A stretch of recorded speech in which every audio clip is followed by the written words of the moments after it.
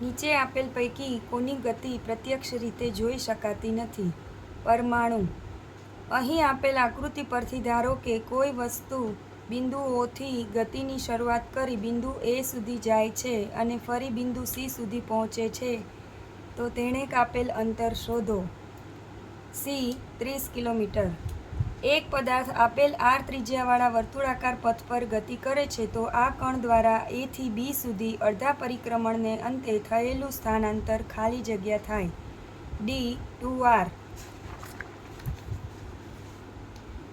કોઈ એક વ્યક્તિ માટે કોઈ વસ્તુ ગતિમાં હોય તો બીજા કોઈ વ્યક્તિ માટે તે જ વસ્તુ સ્થિર પણ હોઈ શકે.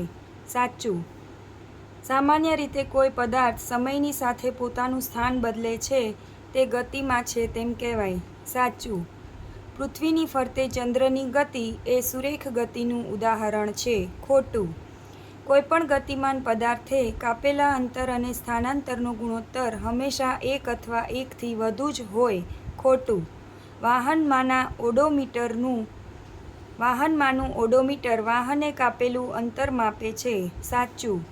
એવી બે ભૌતિક રાશિના ઉદાહરણ આપો કે જેના વર્ણન માટે મૂલ્ય ઉપરાંત દિશા દર્શાવવી જરૂરી છે. સ્થાનાંતર, પ્રવેગ, વેગ. એક કણ r ત્રિજ્યાવાળા વર્તુળાકાર પથ પર ગતિ કરે છે. આ કણ એક ચક્કર પૂર્ણ કરે ત્યારે જ થતું સ્થાનાંતર જણાવો. 2r. અડધા પરિક્રમણને અંતે કણનું સ્થાનાંતર 2r. વ્યાખ્યા આપો પથ લંબાઈ. આપેલ સમયગાળામાં ગતિ કરતા પદાર્થે કાપેલ ગતિપથની કુલ લંબાઈને અંતર અથવા પથ લંબાઈ કહે છે. તેનો એકમ મીટર છે. સ્થાનાંતર. પદાર્થના ગતિપથના પ્રારંભિક સ્થાનથી અંતિમ સ્થાન સુધીના લઘુત્તમ અંતરને સ્થાનાંતર કહે છે. તેનો એકમ પણ મીટર છે. નિયમિત ગતિ. જો કોઈ ગતિમાન પદાર્થ સુરેખ પથ પર સમયના એક સરખા ગાળામાં એક સરખું અંતર કાપતો હોય તો તે પદાર્થ નિયમિત ગતિ કરે છે તેમ કહેવાય. પ્રશ્ન 5. 14મો પ્રશ્ન. 150 મીટર ત્રિજ્યાવાળા વર્તુળાકાર પથ પર મનુભાઈ 6 ચક્કર પૂર્ણ કરે છે તો મનુભાઈએ 5 ચક્કરને અંતે કાપેલું અંતર જણાવો.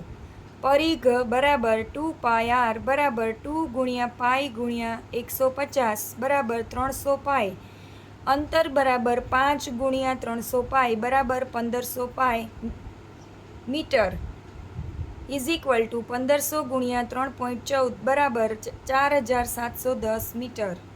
6 ચક્કરને અંતે મનુભાઈએ કરેલ સ્થાનાંતર કેટલું થાય? 0.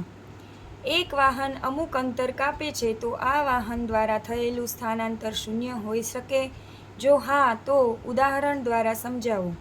જ્યારે વાહનનું પ્રારંભિક સ્થાન અને અંતિમ સ્થાન એક જ હોય, ઉદાહરણ તરીકે એક વિદ્યાર્થી પોતાના ઘરેથી ચાલીને સ્કૂલે જાય છે અને ત્યાંથી પાછો ફરીને પોતાના ઘરે આવે છે, તો સ્થાનાંતર 0 થાય અને વિદ્યાર્થીએ કેટલુંક અંતર કાપ્યું હશે.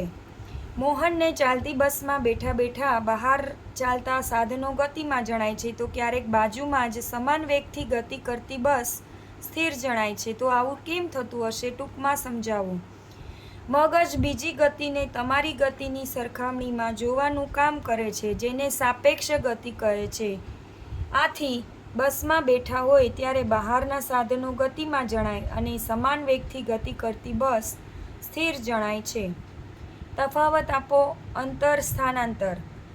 અંતરમાં લખવાનું છે તે અદિશ રાશિ છે, સ્થાનાંતરમાં તે સદિશ રાશિ છે. અંતર એ આપેલા સમયગાળામાં ગતિ કરતા પદાર્થે કાપેલા ગતિપથની કુલ લંબાઈ છે. સ્થાનાંતર એ આપેલા સમયગાળામાં ચોક્કસ દિશામાં પદાર્થના સ્થાનમાં થતો ફેરફાર છે. તે ગતિપથ પર આધાર રાખે છે, તે ગતિપથ પર આધાર રાખતું નથી. અંતરનું મૂલ્ય સ્થાનાંતર કરતાં વધુ અથવા સ્થાનાંતર જેટલું હોય છે. સ્થાનાંતરનું મૂલ્ય અંતર કરતાં ઓછું અથવા અંતર જેટલું હોય છે. નિયમિત ગતિ, અનિયમિત ગતિ. આ પ્રકારની ગતિમાં પદાર્થ એક સરખા સમયગાળામાં એક સરખું અંતર કાપે છે. આ પ્રકારની ગતિમાં પદાર્થ એક સરખા સમયગાળામાં એક સરખું અંતર કાપતું નથી. વેગ વિરુદ્ધ સમયનો આલેખ એક્સ અક્ષને સમાંતર હોય છે. વેગ વિરુદ્ધ સમયનો આલેખ એક શખ્સને સમાંતર હોતો નથી. અંતર વિરુદ્ધ સમયનો આલેખ સુરેખા હોય છે. અંતર વિરુદ્ધ સમયનો આલેખ સુરેખા હોતો નથી.